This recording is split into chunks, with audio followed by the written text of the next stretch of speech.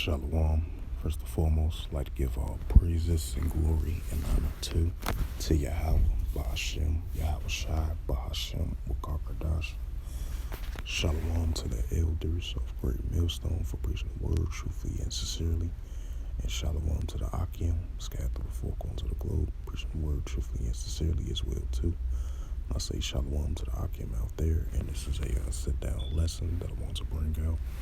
And this is from the ArabNews.com, and it reads, NATO begins a unpretended air drill and show of strength. The exercise will include operational and tactical level training, primarily in Germany. The exercise will include operational and tactical level training, primarily in Germany.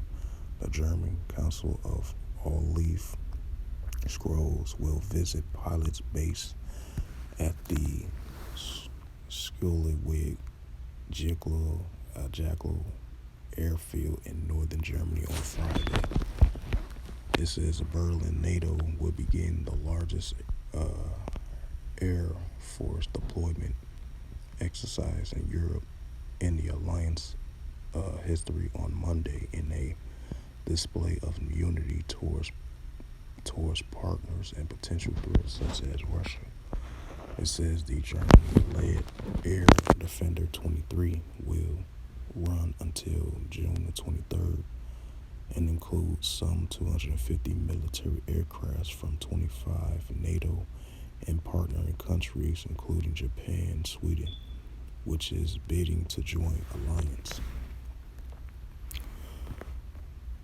It says up to 10,000 people will participate in the drills, intending to boost the interoperability and preparedness to protect against drones and cruise missiles in the case of an attack on the city airports or seaports within NATO territory,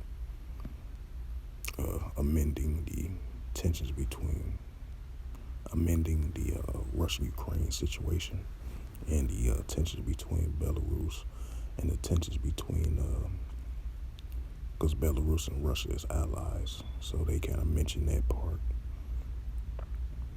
So, I just want to add a note to that, but continue on with the reading. It says, presenting the planes last week, Lieutenant General Ingo Gerhardt of the Germany Luftwaffe said an air defender was conceived in 2018 in part of a response to the Russian annexation of Crimea from Ukraine.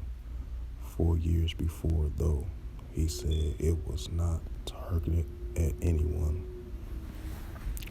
He said that with the NATO will defend every centimeter of its territory, the exercise will not send any flights, for an example, in the direction of the Kaliningrad, the Russian enclave border alliance member states, Poland and Lithuania. We are a defensive alliance. That is how this exercise is planned, he said. The U.S. ambassador to Germany, Amy Goldman, said the drills will show beyond a shadow of a doubt the agility, which swiftness of our allied force, and was extended to send a message to countries, including Russia. It would be a pretty surprise if any world leader was not taking a note of what this shows in terms of the spirit in this alliance, which means the strength of this alliance. And this includes Mr. Putin, she told reporters, referring to the Russian president. By synchronizing together, we multiply our force.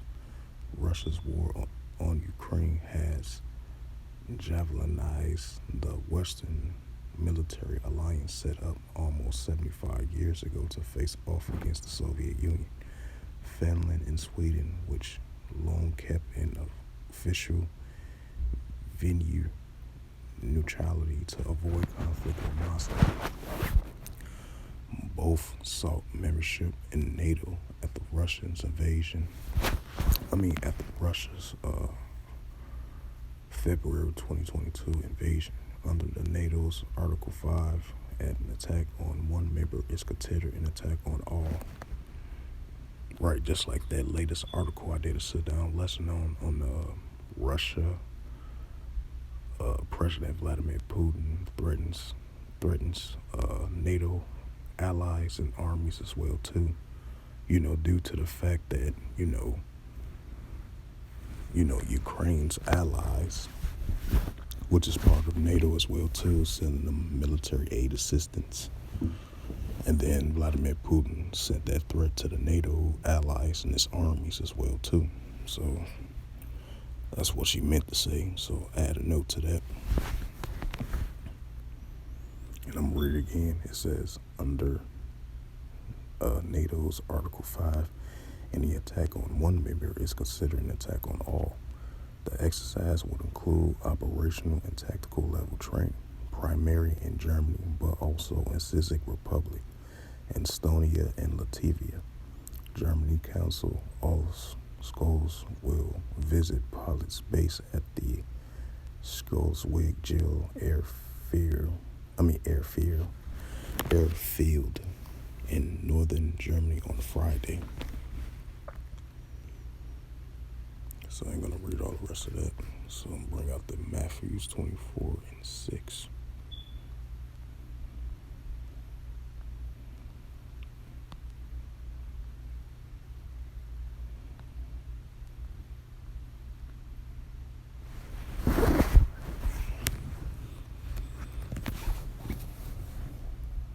And this is the book of Matthew, chapter 24, verse 6, and it reads to the Holy Scriptures.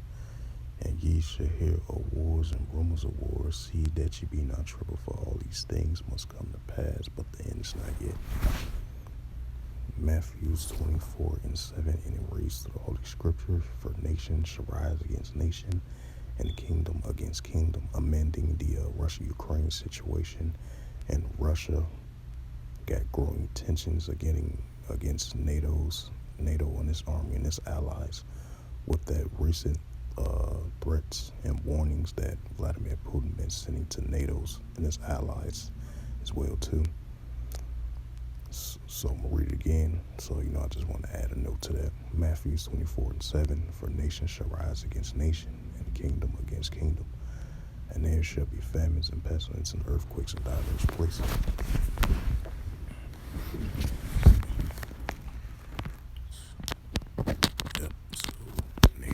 Nation and kingdom against kingdom as well too. Salakia, charge my phone up.